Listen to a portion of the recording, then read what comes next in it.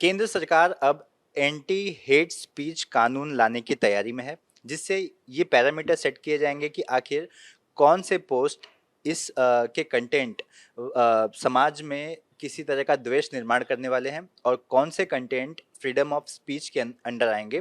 ऐसे में जो जांच एजेंसियां हैं उन्हें कार्रवाई करने में भी बड़ी आसानी होगी। हमारे साथ इसी विषय पर बात करने के लिए अ, अमरावती से सांसद नवनीत राणा जी हमसे बात करेंगे।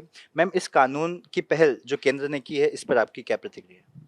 मुझे लगता है केंद्र सरकार जो 2014 से आई है वो हर चीज़ पे उतना ही स्ट्रिक्टली एक्शन ले रही है और उतने ही कड़क से अमेंडमेंट्स ला रही है और नए बिल इंट्रोड्यूस कर रही है।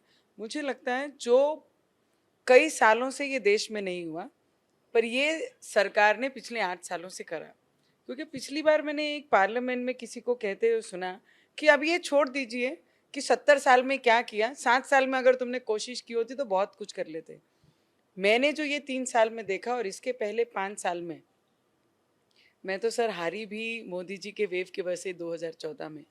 पर जिस तरीके से वो काम कर रहे हैं, अमेंडमेंट्स ला रहे हैं, इंट्रोड्यूस नए बिल्स कर रहे हैं, और ये एंटी हेट्रेड स्पीचेस के जो फेवर में और जो इसके लिए बिल लाया जाएगा, मुझे लगता है इसमें बहुत सारी लिमिटेशंस लग जाएंगी। फिर जो भी पॉलिटिकल गेन करने के लिए ओपनली या सोशल मीडिया के द्वारा या उनके फोटोज लग के या पोस्टर्स लग के या रैंडमली कोई भी इंटरव्यूज में वर्बली या बिना साइलेंटली कोई पोस्ट वायरल करता है या कुछ करता है, तो मुझे लगता है इन सब पे बहुत ज़्यादा तेजी से कंट्रोल आएगा। देखिए, क्योंकि चर्चा ऐसी हो रही है कि इस तरह के कानून लाने से आप लोगों की भावना को भी बांधेंगे, तो इस पर आपकी क्या प्रतिक्रिया? मैं यही बोलती हूँ, भावनाएं तो हमारी हैं अभी।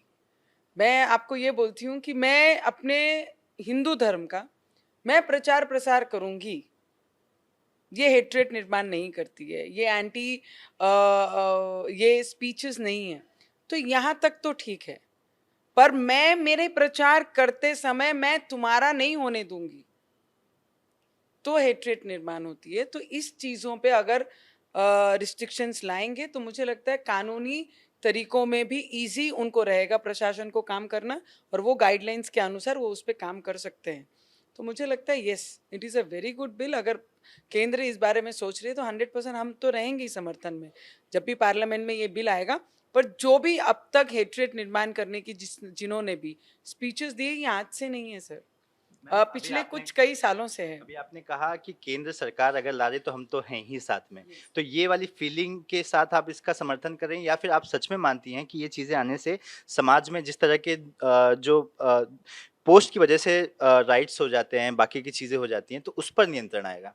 सर आप जो मुझे बोल रहे हैं, मैं हम तो हैं ही, इसका यही मतलब है कि जो भी बिल अभी तक उन्होंने लाए 370 ये देश के हित में है। मेजरमेंट जो बिल लाया गया है क्रिमिनल मेजरमेंट का, वो भी देश के हित में है, क्रिमिनल के विरोध में है।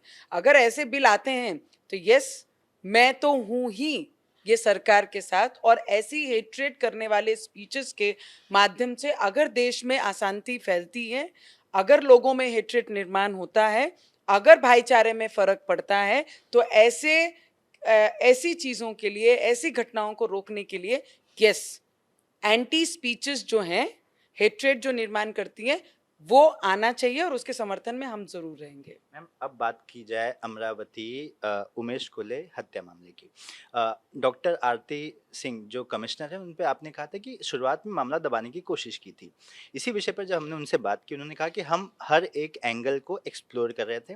हम जांच एजेंसी, हम किसी भी कंक्लूजन पे पहुंचने से पहले थोड़ा वर्कआउट करना काफ़ी ज़रूरी होता है। मुझे और लगता जो है आपने आरोप लगाए थे उसे सिरे से खारिज किया। वो खारिज करें नहीं करें उससे कोई फर्क नहीं पड़ता, पर मेरे जो कॉलेज ही हैं जिनके परिवार को आज न्याय की जरूरत है, और जांच इतनी देरी लगना ऐसे सीरियस घटनाओं के साथ, मुझे लगता है वो बाकी लोगों के जानों के साथ खेलने के जैसा है। अगर ये चीज उसी वक्त अगर इंटीमेट भी करते कि जिन लोगों को धमकियां भी आ रही हैं उन्हें सिक्योर किया जाता, आज भी उन्हें कोई सिक्योरिटी नहीं है, आज भी उन्हें सिक्योर नहीं किया जा रहा है। अगर ये घटना को रहते, अगर हमने डिक्लेयर किया होता बिकॉज ऑफ दिस रीजन ये ऐसी ऐसी घटना हुई है, ये हमारा डाउट है, पर उसके साथ हम पैरेलली दूसरी भी चीजें एक्सपेरिमेंट कर रहे हैं, उस पर भी जांच कर रहे हैं, अगर ये चीज बाहर आते तो शायद उदयपुर की हुई घटना जो टेलर के साथ हुई शायद वो कहीं ना कहीं हम बचा सकते। अब भी समय है। जो 8-10 लोगों को धमकियां आई, उन्होंने माफी के वीडियो रिलीज करने की डिमांड की, और जो भी व्यक्ति ने वीडियोस रिलीज किए वो प्रतिष्ठित है हमारे क्षेत्र के, हमारे यहाँ के नाम वंचित लोग हैं, अच्छे परिवार को बिलोंग करने वाले। अगर वो डर के ऐसी भावनाएं बाहर रखते हैं, तो मुझे लगता है प्रशासन कमजोर है। अगर मुझे प्रशासन पे कॉन्फिडेंट होता, तो मैं मेरा माफी का वीडियो कभी भी वायरल नहीं होने देती। देखिए, आप अभी भी अपने स्टेटमेंट पे अड़िग हैं। Yes. आपका अभी भी मानना है कि आरती सिंह की लापरवाही हुई, जिस वजह से और मामला दबाने की कोशिश की। हमने उनसे ये भी पूछा कि क्या महाविकास अघाड़ी सरकार, जिस वक्त ये इंसिडेंट हुआ, क्या कहीं से प्रेशर था उन पर? उससे भी उन्होंने नकारा है। तो क्या आप अभी भी मानते हैं कि कोई पॉलिटिकल प्रेशर उन पर था? सर, मैं आपको खुलेआम बता सकती हूँ। आज जैसे शांति थी के आह्वान पे उदयपुर में जब हनुमान चालीसा के लिए और ये घटना के प्रोटेस्ट में उन्होंने जब आवाज उठाई, तो वहाँ लाखों की संख्या में हिंदू मेरे भाई बहन सब रोडों पे आए। शांति से उन्होंने अपना प्रोटेस्ट किया, अपना गुस्सा शांति से दिखाया कि हम ना ही सरकार का नुकसान करेंगे, ना ही इसको विरोध करेंगे।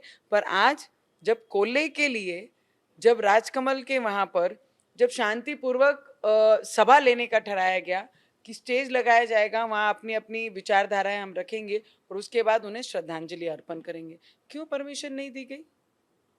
एक तरफ अन्याय क्यों? अब तो सरकार आपकी है।